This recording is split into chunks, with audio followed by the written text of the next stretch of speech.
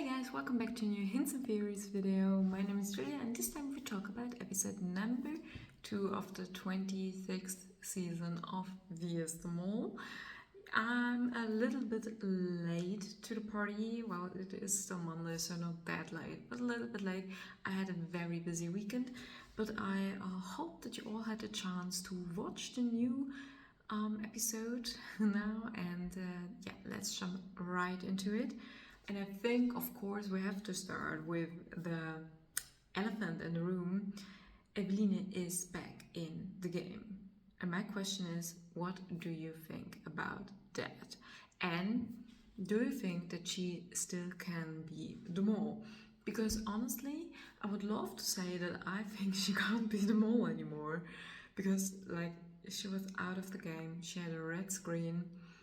We even got to see her molestatie, her interview scene in the first episode, in which we get to hear that she gets to hear that she's a candidate. But after the Belgian, the mole, 2 years ago, I think it was, in which the mole also had a red screen. Yeah, I would say never. So yeah, actually I do hope it's not her. I really don't like it if, yeah, when the mole gets a red screen. But since I knew that back then, I really said like the mole can't see a red screen, and I crossed that person off of my list, and in the end that person was the mole. Since then I'm a little bit more skeptical about things like that. So I think we probably should still keep an eye on Evelina.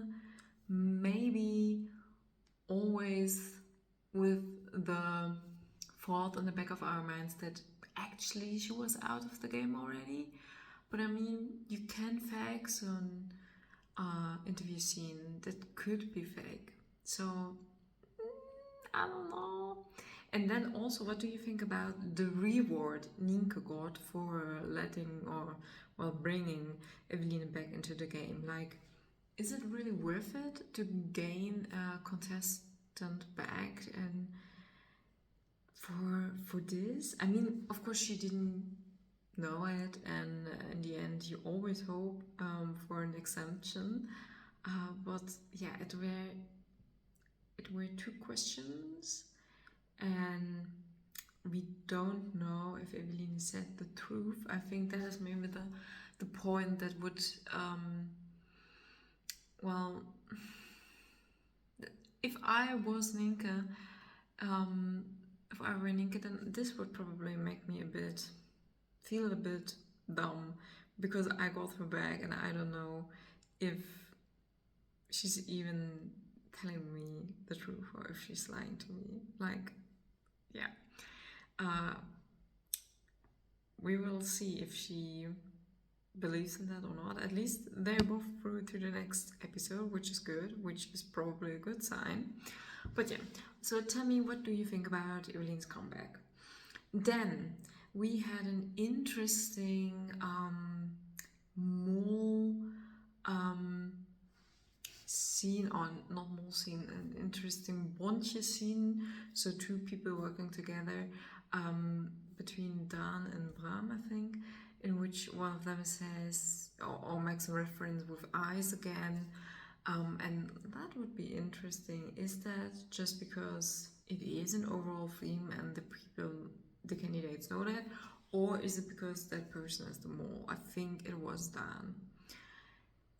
Talking about the eye, of course, we had that coming back in this episode again as well. In the second task, you probably saw it on that turning thing they had on that wheel.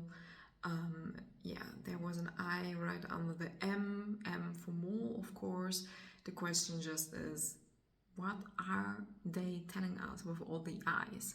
Like, I think we still miss the point, what they actually mean.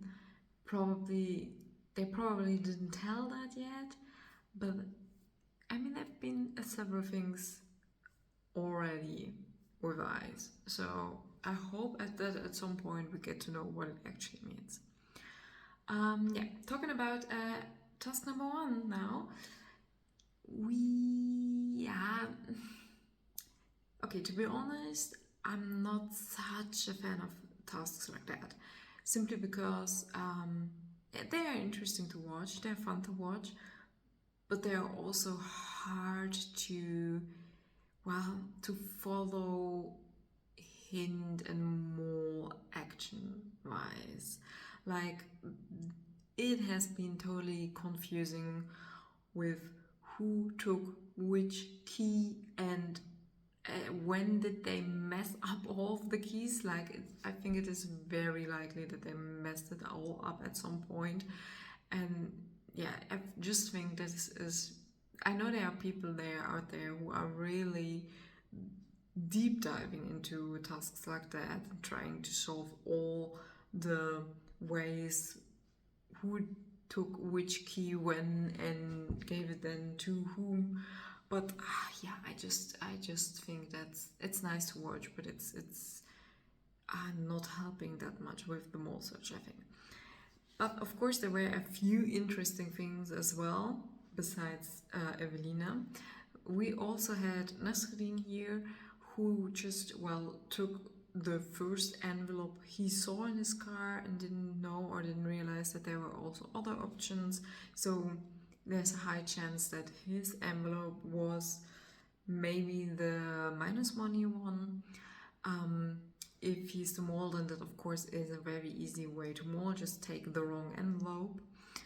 Then there was also Matteo, who was not only very furious about, I think it was Delilah acting a bit weird in the field, but he also made a mistake when he was in the field, when they also had to read out all of those numbers there, and I think he made a mistake there. So that, well, probably also led to confusion.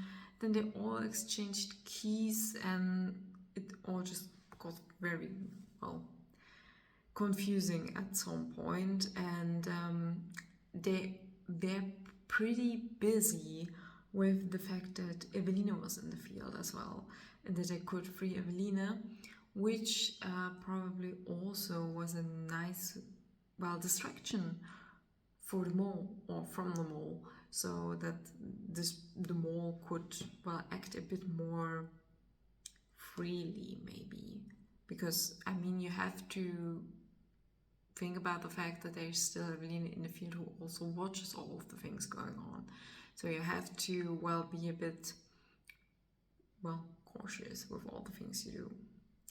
Anyway, that was task number one. They earned 500 euro in the end. The pot is still pretty high, so I think it's not that bad that they didn't earn that much money here.